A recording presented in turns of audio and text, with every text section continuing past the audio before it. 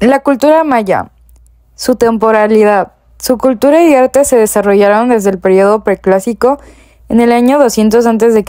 hasta el año 200 después de Cristo, que tiene su mayor esplendor en el periodo clásico en el año 250 después de Cristo al 900 después de Cristo y finalmente en el periodo posclásico 1000 después de Cristo a 1400 después de Cristo. Su espacialidad.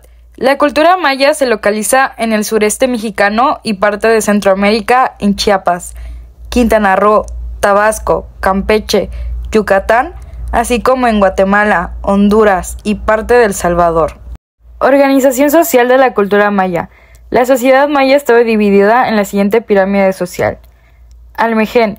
Este grupo lo formaban los nobles que eran el Xalach-Winic, los sacerdotes, la familia del supremo gobernante, los guerreros y las figuras administrativas del gobierno. Yalba-Winicop. El grupo que lo conformaba era el pueblo, los agricultores, artesanos, mercaderes y la gente común. Pentacop. Eran las personas sometidas a la esclavitud, es decir, los esclavos. Organización política de la cultura maya. A la cabeza de la estructura política estaba el Xalach-Winic. Este personaje se sustentaba en la sucesión de poder mediante un linaje dinástico heredado del padre al hijo mayor. Y solo cuando no existía un descendiente mayor, el hermano del hombre verdadero, es decir, el Xalach-Winic, gobernaba. Si no existía ni hijo mayor ni ningún pariente, los sacerdotes y nobles ocupaban el cargo. El Xalach-Winic, al ser la cabeza de la organización política maya, administraba los recursos de la población, la cual guiaba. Designaba a los encargados de gobernar a las poblaciones sometidas y a los nobles que gobernarían junto a él. Las siguientes son las figuras que complementaban la organización política maya. Ahuacán. Este personaje se encontraba al lado del Xalach-Winic como sacerdote supremo, prevaleciendo sobre los demás sacerdotes. Guarda los conocimientos del pueblo, organizaba las ceremonias religiosas, era custodio de los textos sagrados, del calendario ritual y civil, y de la educación. El Batap. A estos el Xalach-Winic los designaba para gobernar las poblaciones que estaban bajo su jurisdicción. Se encargaban de dar justicia y el cobro de tributos. Ajolpop. Fueron jefes de poblaciones pequeñas y se encargaba de las ceremonias civiles y religiosas de la comunidad. Nacom. Fue la máxima figura militar y se elegía cada 3 años. Existía un Nacom en cada comunidad y estaba subordinado al Xalach-Winic. En el aspecto económico, los principales productos agrícolas de los mayas fueron el maíz como productor principal, semillas de girasol, yuca o casabe, algodón, calabazas, frijol, chile, tomate, cacao, vainilla, entre otros. La cacería y pesca eran más comunes. Cazaban venados, gatos salvajes, pecaries, es decir, cerdos de monte, paca común y otros roedores grandes y pequeños, ardillas, tortugas, entre otros. A los perros también los usaban para cazar. El comercio de bienes y servicios fue una actividad económica clave de la civilización maya. El intercambio de bienes era común en toda la región mesoamericana, entre ciudadanos, ciudades y con otros imperios. Se destacan las rutas de comercio en México Central y las marítimas del área del Golfo de México.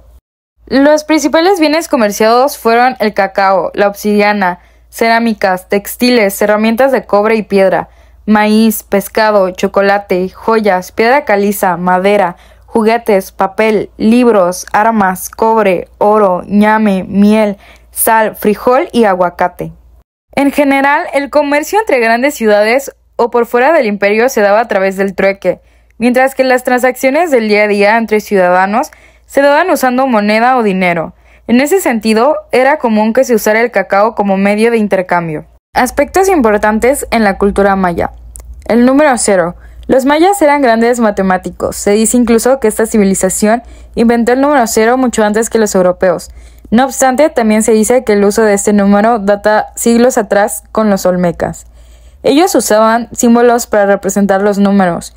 Incluso algunos eran de animales, por lo que su sistema matemático era un tanto complejo en comparación con la lógica occidental.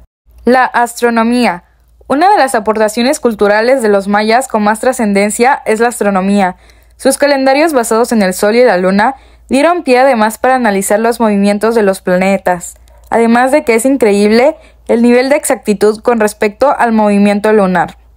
Astrología. A partir de la creación de los calendarios mayas, no solo se nutre de la astronomía, sino que también se explora todo un universo astrológico que hoy por hoy sigue teniendo peso para los amantes de la astrología. Uno de estos aportes es el kin maya, que es una combinación de un sello solar y un tono galáctico, que está sustentada en el Tzolk'in de los mayas. El kin es una especie de arquetipo que revela rasgos de las personas, similar al caso de lo que conocemos como los signos zodiacales, además de que estas energías rigen a las personas según su día de nacimiento. También rigen las energías de cada día y su interpretación sirve para trabajar temas espirituales. Otra parte importante de la historia de la cultura maya es su religión. Los mayas eran politeístas, es decir, adoraban a diferentes dioses relacionados con la naturaleza. Sus principales deidades fueron Hunabku e Itzamna.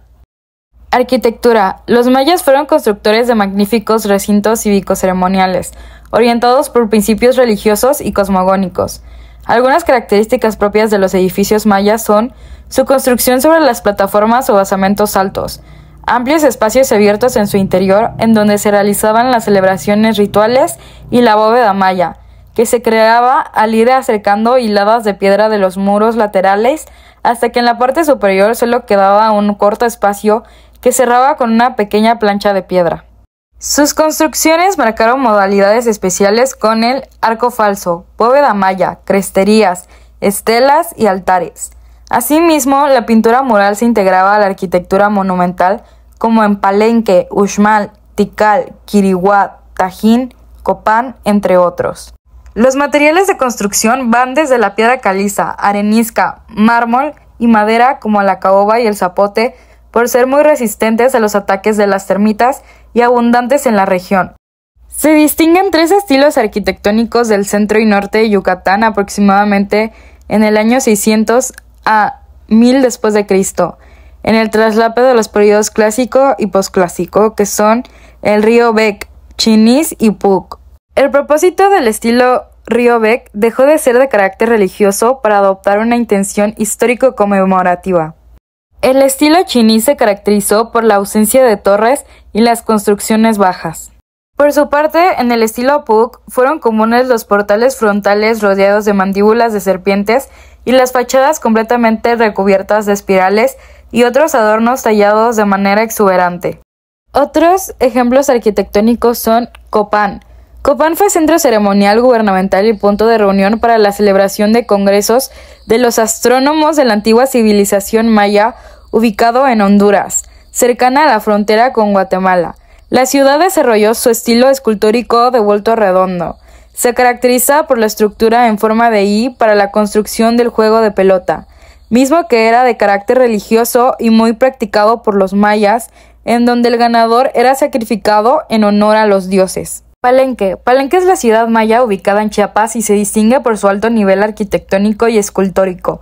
Durante el gobierno de Pacal se construyó la mayoría de los palacios y templos, teniendo como conjunto central el palacio.